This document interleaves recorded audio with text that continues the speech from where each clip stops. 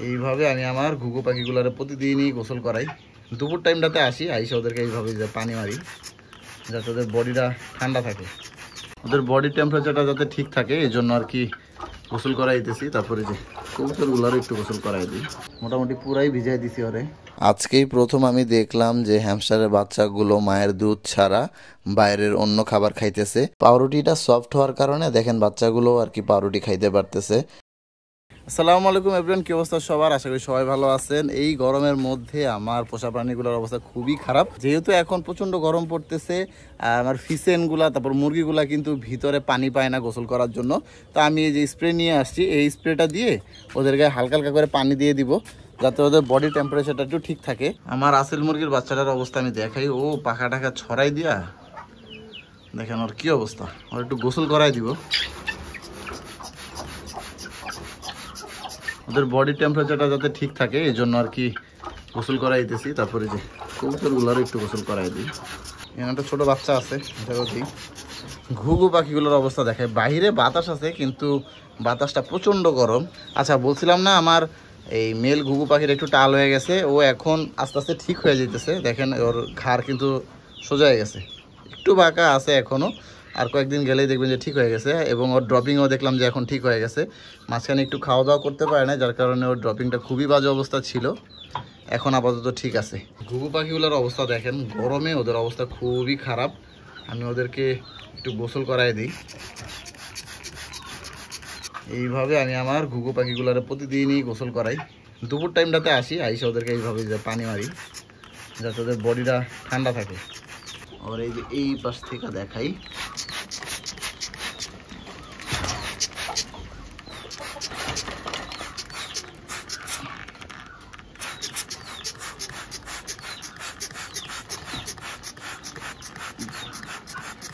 ওরে পুরা ভিজাই দিব। একটু ভয় পায় কিন্তু এটা ওদের জন্য ভালো, ওদের শরীরটা ঠান্ডা থাকে। মোটামুটি পুরাই ভিজাই দিছি ওরে। আজকে সকাল থেকে বানিকে বাইরে ছেড়ে রাখছিলাম, তো বানি আমাদের গাছগুলো নষ্ট করে ফেলতেছিল, তাই ওকে এখানে আটকে রাখছি। আর এখানে আইসাও দেখেন শান্তি নেই, আস্তে আস্তে মাটিগুলো গর্ত করে ফেলতেছে। এই জায়গাটা হচ্ছে সেই জায়গা যেখানে আগে আমি কবুতর রাখতাম। যারা আমার ভিডিও অনেক আগে থেকে দেখে তারা হয়তো বা দেখছে যে আমি এখানে আগে কবুতর পালতাম। তো আস্তে আস্তে এখান থেকে কবুতর শিফট করে আমি বাইরে নিয়ে আসি। তো এই জায়গাটার মধ্যে এখন আমাদের মানে পরিত্যক্ত জিনিসগুলা থাকে। মাঝখানে এই জায়গাটা একটু পরিষ্কার করা হয়েছে, তো এখানে এখন আপাতত বানিকে রাখছি। দেখেন ঘাস দিছি আজকে, হানিকেও ভিতরে ঘাস দেওয়া হয়েছে। বানির খাওয়া দাওয়ার প্রতি আজকে কোনো মনোযোগী নাই, ও খোলা জায়গা পাইছে তো অনেকদিন পর, ও শুধু দৌড়াদৌড়ি করতেছে, শয়তানি করতেছে। তো সমস্যা নাই, আজকে সারাদিন ওরে আমরা এখানেই আটকায় রাখবো, ও যত মন চায় ও খেলতে পারবে। নিচে আসছি হ্যামস্টারগুলোকে খাবার দেওয়ার জন্য। আজকে খাবার হিসেবে আজকে ওদেরকে পাউরুটি দিব।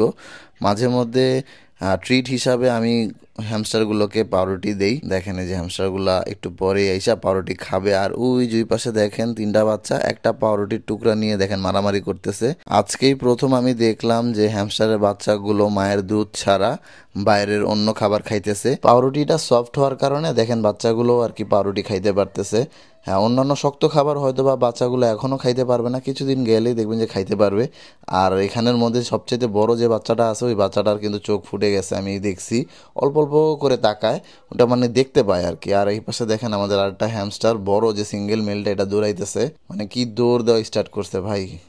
ওরা মাঝে মধ্যে এইভাবে এক্সারসাইজ করে দেখেন, মানে মোস্ট অফ দ্য টাইম দেখবো যে এখানে ওরা দৌড়াইতেছে। আর দিনের বেলা যদি আসি, মানে ভর দুপুরবেলা যদি আসি, ওই টাইমে দেখলাম যে ওরা ঘুমায়। তো হ্যামস্টাররা মূলত মানে সন্ধ্যার পর অ্যাক্টিভ থাকে বেশি, আর সকালের দিকে একটু অ্যাক্টিভ থাকে বেশি। আর অন্যান্য সময় ওরা শুধু ঘুমায় আর খায়, ওরা খুবই লেজি প্রকৃতির হয়। আর ওই পাশে দেখেন বাচ্চাগুলো কি কিউট লাগতেছে। হ্যামস্টারগুলোকে খাবার পানি দেওয়া শেষ, এখন আমার বক্সটাকে পরিষ্কার করতে হবে। এই বক্সটা একটু বাজে স্মেল আসতেছে, তো এখানে যে কাঠের গুঁড়া আছে, কাঠের গুঁড়োগুলোকে রোদে দিলেই দেখবেন যে এখান থেকে গন্ধগুলো চলে গেছে। তো আমার কাছে এখন অনেকগুলো বক্স হওয়ার কারণে ব্যাপারটা আরও ইজি হয়ে গেছে। হ্যামস্টারটাকে অন্য একটা বক্সে শিফট করে দিয়ে এই বক্সটাকে ছাদে নিয়ে যাব।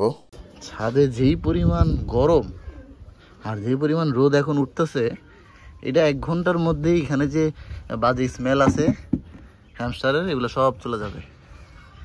একটু পরে আইসা লাইড়া চেরা দিলে আবার নিচেরগুলো উপরে চলে যাবে, উপরগুলো নিচে চলে যাবে। তো এখানে যে বাজে স্মেলগুলো হয়, তো ওইগুলো আস্তে আস্তে চলে যাবে। আস্তে আস্তে করে আমাদের 4টা বক্স আছে, 4টা বক্সই এইভাবে পরিষ্কার করে ফেলতে হবে। আর একটা অলরেডি পরিষ্কার আছেই, আর বাকি 3টা আছে এখনো পরিষ্কার করা বাকি, বাকি 3টা পরিষ্কার করতে হবে। ঠাডা পড়া রোদ ভাই, কবুতরগুলার কি অবস্থা। এই যে বিকালবেলা আসছি ছাদে, দেখেন এই যে কি সুন্দর রোদ তো চলে গেছে।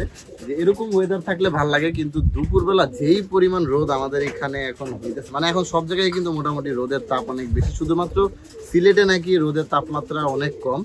তো সিলেট এরিয়াতে দেখা যাইতেছে যে ওইখানে গাছপালা বেশি, যার কারণে ওইখানে তাপমাত্রাটা একটু ভালো আছে। গুগলে আমি চেক করে দেখলাম যে ওইখানে নাকি মানে 27 ডিগ্রির মতো তাপমাত্রা ছিল, আর আমাদের এইখানে 39-40, কালকে তো 41 ছিল। তো যাই হোক, আমাদের সবাই উচিত গাছ টাছ লাগানো। আমাদের ঢাকা সিটির এদিকে তো গাছপালা একদমই নাই, যার কারণে এত পরিমাণে গরম। আর আমাদের আশেপাশেও যদিও গাছপালা আছে, মানে সাভার এরিয়াতে একটু গাছপালা আছে, কিন্তু ঢাকা সাইডটাতে একদমই গাছপালা নাই। যাই হোক, আমার কবুতরগুলোকে এখনো খাবার দেওয়া বাকি আছে। আমি আগে প্রথমে আমার কবুতরগুলোকে একটু খাবার দিয়ে দিই। নর্মালি দুপুরবেলা খাবার দিই, কিন্তু আজকে গরমের কারণে আসতে পারিনি। উপরে এখনো অনেক কবুতর ফ্লাই করতেছে। ভিতরে এসে আমি আমার কবুতরগুলোকে একটু আলাদা করে দিছি। এই পাশে উপরে যেখানে রাখছিলাম কবুতরগুলোকে, ডাইরেক্ট টিনের রোডটা ডাইরেক্ট ওদের উপরে পড়তো, তো ওদের গরম লাগতো প্রচুর, অনেক হাঁপায় যেত, যার কারণে আমি কি করছি, কবুতরগুলোকে নিচে নামায় ফেলছি। আমি দেখাইতেছি আমি কবুতরগুলোকে কোন জায়গায় রাখছি। কবুতরগুলোকে আগে রাখছিলাম হচ্ছে এই যে এইখানে, এই যে এখানে রাখছিলাম। তো এইখানে এই যে ডাইরেক্ট টিনের যে রোডটা পড়ে না, ওইখানে ওদের গরম লাগতো। তো আমি চাইতেছি যে কবুতরগুলো আবার যেহেতু ডিম নিয়ে বসছে, তো আমি টিন বরাবর রাখি নাই, এবার ডিমগুলো নষ্ট হয়ে যেতে পারে, সেই জন্য আমি এগুলোকে এই যে এখানে নিয়ে আসছি। এই সাইডে একটু অন্ধকার আছে, তো এখানে এই যে একটা পেয়ার, আর এই যে এখানে একটা, আর এই পাশে যে মেলটা ছিল মানে নটটা ছিল, এটাকে উপরে নিয়ে আসছি। আর আমাদের এই জাসিল মুরগিটাকে এই যে খাবার টাবার দিয়ে ফেলছি। আমাদের হাঁসগুলো এই যে স্টিল নাও খাইতেছে, একটু আগেই খাবার দেওয়া হয়েছে। রোদের জন্য উপরেই আসি না, প্রচন্ড গরম থাকে। আর ফিসেন্টের কথা যদি বলি, এই হচ্ছে ফিসেন্ট। ফিসেন্টে যে এখানে পানি খেতেছে, পানি দিছি। মোটামুটি সবাইকে খাবার টাবার দেওয়া হয়ে গেছে। সাদা ঘুঘু পাখিটাকে দেখায়, এটার অবস্থা খুবই খারাপ ছিল, এখন দেখেন ও একটু স্বাভাবিক হয়ে গেছে। টাল হয়ে গেছিল, এখন আবার সবকিছু ওকে আছে। আজকে আমি ঘুঘু পাখিগুলোকে বাইরে ছাড়ি নাই, তো কালকে সকালবেলা এসে ওদেরকে বাইরে ছেড়ে দিব, আর সাদাটাকেও বাইরে ছেড়ে দিব, দেখি ও ফ্লাই করতে পারে কিনা। মোটামুটি আমার আজকের কাজ শেষ। তো গাইস, এই ছিল আমার আজকের ভিডিও। অন্যান্য দিনের মতো আজকের ভিডিও যদি আপনাদের ভালো লাগে, অবশ্যই ভিডিওটা শেয়ার করে দিবেন। দেখা হচ্ছে পরবর্তী ভিডিওতে। টাটা।